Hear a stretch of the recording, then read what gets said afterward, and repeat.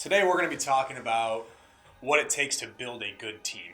I'm actually going to give you an inside look at my team. I'm going to walk you through my office, show you exactly what people are doing, how we're set up. I'll be honest, we have a very strange environment here. We're very loud, we're very vocal, we share our opinions, we throw a football around. I'm going to show you where our bell is that you guys see ringing on the Instagram account all the time. So before we do that, let's start talking about how I knew it was time to start building a team and how I did it successfully. Now, don't get me wrong, I went through a lot of people that are no longer here to get to the team that we have now. We have a team that is very close-knit, almost family. They spend time together outside of work, probably a little too close when you look at it because I got to get work done as well. But when I started out, it was my wife and I in the business. So the two of us were handling everything. We were in one room within our house, and we're sitting there just talking all day long. She's on the phone with sellers. I'm talking, negotiating deals. I'd sell the deals. I'd do the accounting. At a certain point, that's when you look at your org chart and you say, okay, when me is in every position, and you've started having profitability in your company consistently. And by that, I mean, I like to have profitability in the company for at least 4 to 6 months before I look at actually bringing somebody on board. Once you hire too soon, that costs money out of the company. That takes money away from marketing. It takes money away from other things. So once I got to that point, I had to look at all the roles within the company and say, what is it that I don't want to do? What is the first thing that I want to hire for? And for me, that was an easy decision. I hate being on the road. I hate sitting in traffic. So I knew acquisitions was something that I wanted to get off my plate, just get rid of it as quick as possible. So basically I put out a job description and said, hey, we're getting ready to hire for our acquisitions. Let's just give it a shot, see what happens, see who applies. My first few people just didn't work out. So one thing I learned, and I've been told this many times in the past, the slow to hire, quick to fire mentality. If someone is not working out, there's a certain point where you've got to say, no matter what I do, this person is not going to work. They're not going to fit in with my culture. They're not going to do what I need them to do. They're not going to meet their goals. So if you have somebody like that within your business and you know that you've done everything possible to train them for success and they're not working out, it's time for them to go. So for me, I went through 3 acquisitions people before I started getting the team I have in place now. So we actually have 4 people in the office that are on our sales team. 3 are outside sales and 1 is inside sales. We actually just posted a position today to hire another inside salesperson. So as we started bringing people on board in the past, we'd throw them right into that outside sales role. And we realized that we were missing things by doing that. We need to start finding a way to spend time with people to train them before we shove them out in front of sellers. So we created our inside sales position. Basically what we do with that is before you can go outside sales now in my company, you have to complete the inside sales position. You have to succeed at it. You have to prove your way or prove your worth to get you to that outside sales position. Nothing's guaranteed in life. The outside sales position isn't even guaranteed. But it shows us what someone can do, what they're willing to do. Are they willing to put in the hours sitting in an office for a lower pay to try to get sellers on the hook? Once they get those sellers on the hook, they pass them off to outside sales and they move on to the next lead. So we started that position about a year ago and it's working fantastic. We actually just promoted someone today from inside sales to outside sales. When we start looking at our team and what it is that we're doing as a team, we're very cohesive. So think of your team as a chain. There's links to a chain. Everybody has their part and everybody's one of those links. If one of those links is missing, the chain breaks. So we put together a team based on that mentality. We put together a team that all helps each other out on a daily basis. If someone's struggling, you help them. If you have a task that needs to be completed before the next person can do it, you have to do it. Or everyone sees that you missed out on what you were doing. So we've created a team that works very well together. And I can't wait to walk you guys through, show you what it's all about. Let's get into hiring real quick and how we actually have done this. So there's a lot of places out there, Indeed, ZipRecruiter, Monster. A lot of these people post job descriptions on those sites. We've done Indeed, didn't really work well for us, but I know a lot of people that it has. So ZipRecruiter's been our number 1 resource. So we take ZipRecruiter, post our job on there, but then we take that job link and put it in all the community Facebook pages. That way people are seeing it as they go on Facebook. I mean, people go on Facebook probably more than 10, 20 times a day. So if they're seeing that job link on there, then that gives them the ability to say, you know what, I wouldn't mind having a local job. They go out there, they search, they apply. Now, I'm going to be real with you guys and say that the people that applied through ZipRecruiter, most of them have not worked out for us. Your network is your net worth. You probably heard that before. So everybody within my office was recommended from somebody else in my office. I've set out to build the environment that people want to be in.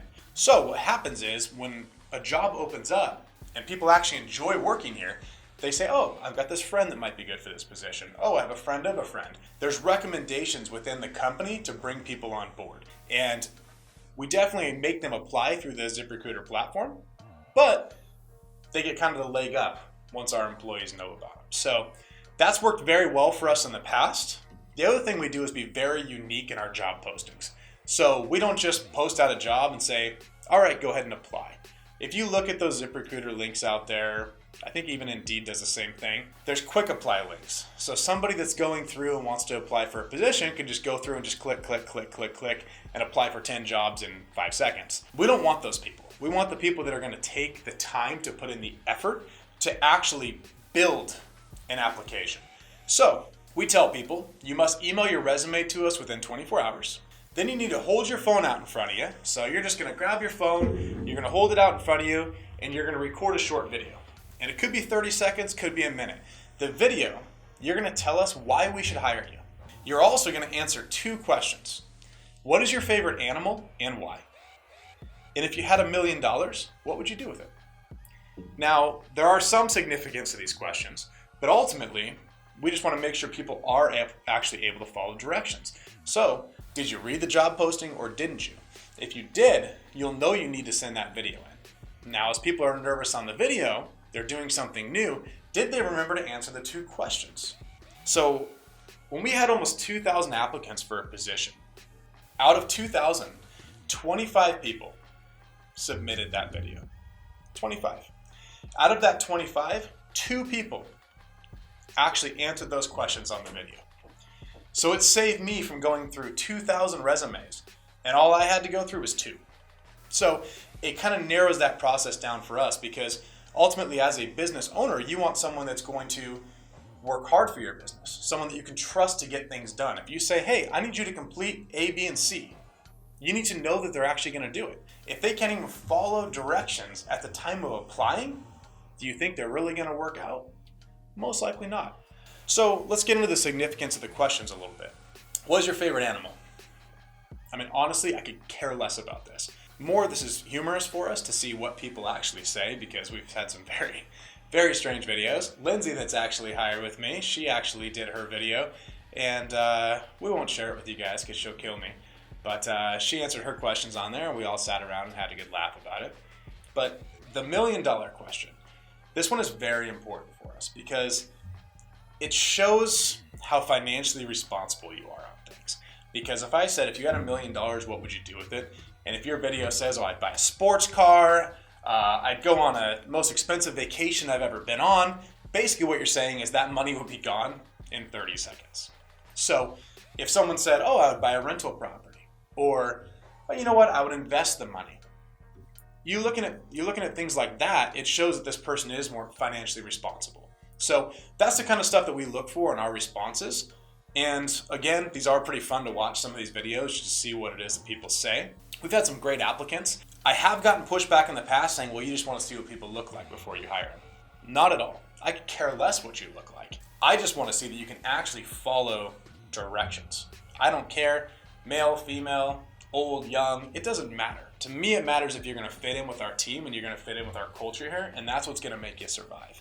So that's what I'm looking for by doing that. And I don't get a ton of pushback with that, but if you try this, you probably will get a little bit up front. But as we start doing this, those people that submit the videos and answer the questions are the people you're going to bring in for an interview. I think it was an inside sales position I was hiring for, and we didn't do the video on that one. And we decided to bring people in for interviews. And we had booked 8 hours of interviews a day. And it was crazy to me that probably only 2 people out of 10 to 15 actually showed up on one of the days. It's crazy how people just apply for jobs and they don't even pay attention to what they applied for. And then when they just don't want to go, they don't call. They just don't even bother showing up for the interview. Or they show up late to an interview. Always show up early to an interview. Always. 10 minutes early is perfect. 30 minutes early, it's a little early. But always be there early. Be in the parking lot so you can walk into the building and show the person that you want that job. If someone shows up even a minute late to an interview, I don't hire them. If they show up on time, typically I'm not hiring them. I want to see that you're actually going to come in and be early. Be someone that's punctual, someone that cares enough to be early for a job. So we put all my staff through that. But when these people for this position did not show up for the interview, I was so mad. I had taken my entire day, put it aside. I worked late the night before to get everything done. And here I am just sitting here because people didn't show up. So you're going to get this. There's a lot of challenges when hiring.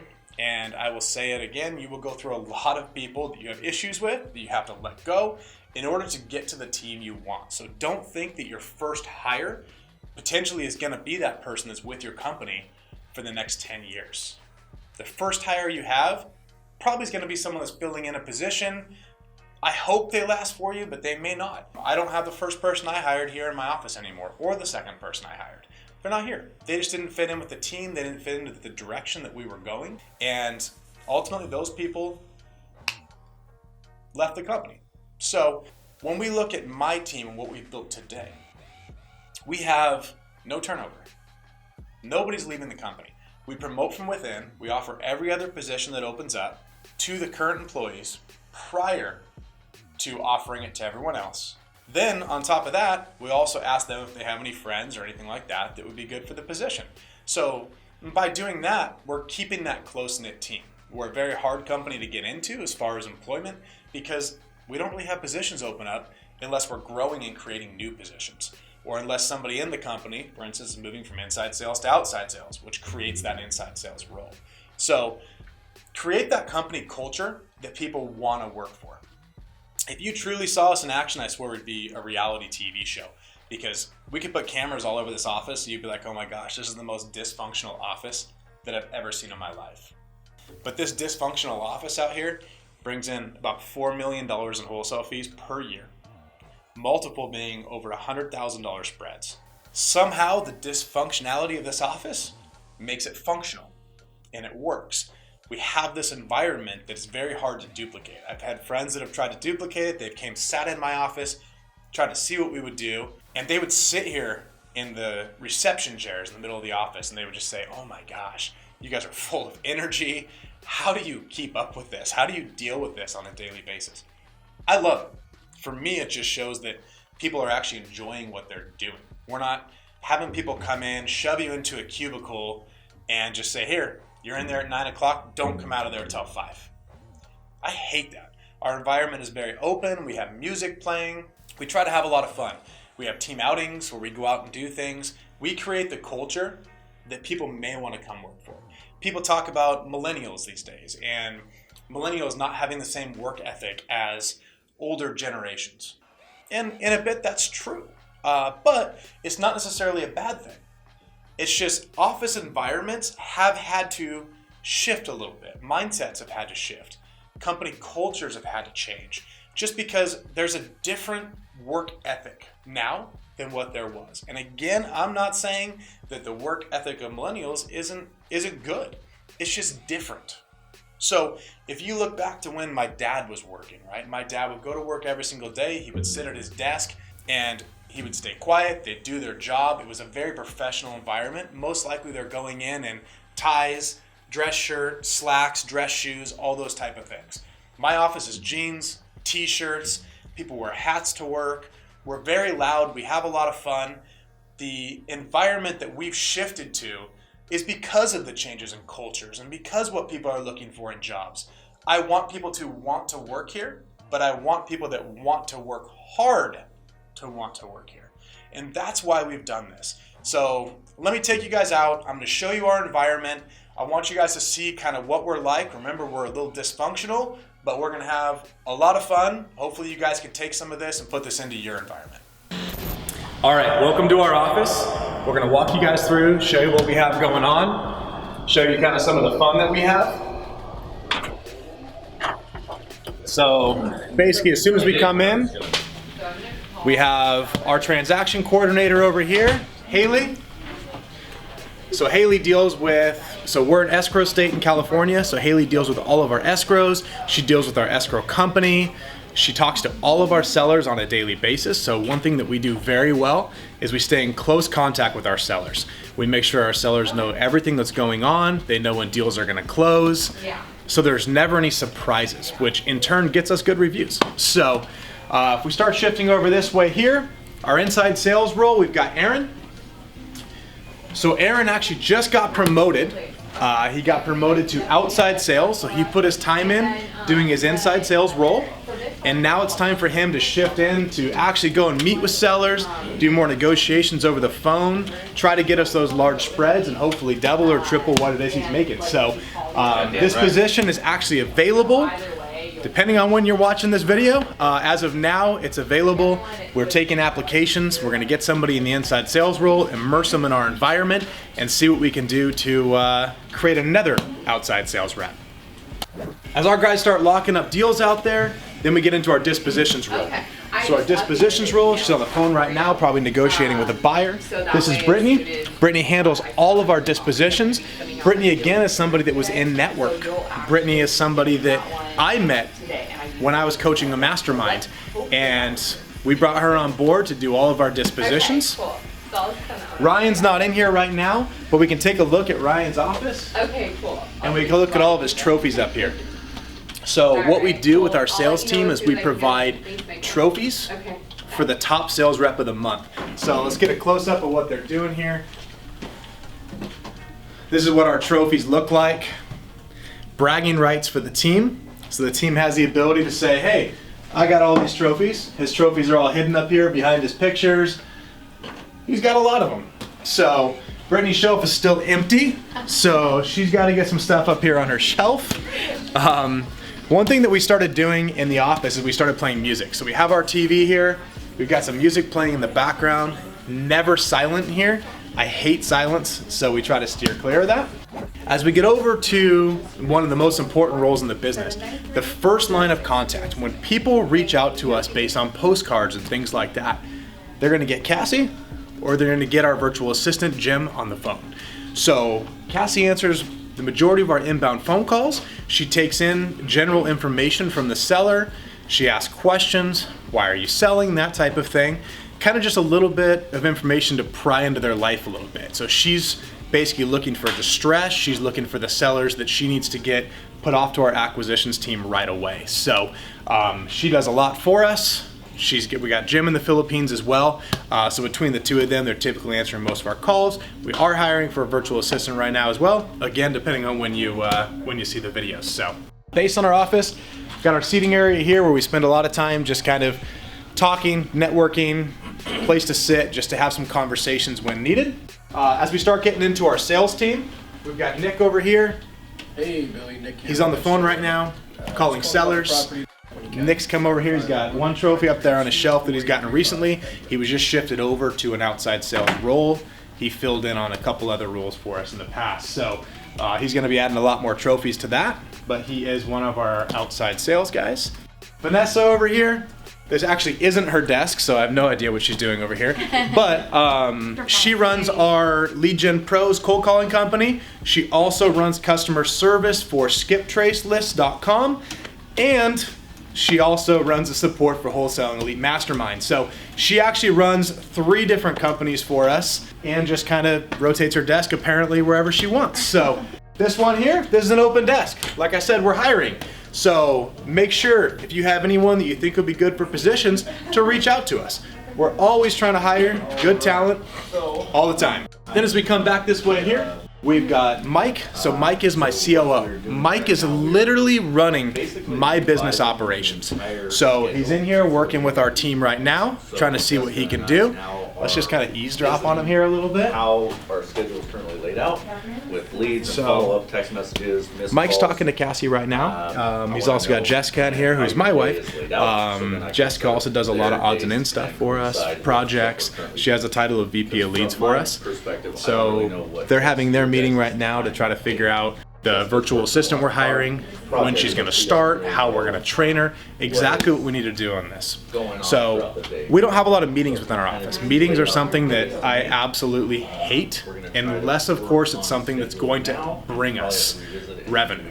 So this meeting here is going to bring us revenue because we're not going to miss phone calls. We're going to have other people in here doing things. And as we shift around here, this is actually Vanessa's office. So she's went back to her home. So she's in there right now, probably talking to somebody regarding the cold call company. So check out leadgenpros.com.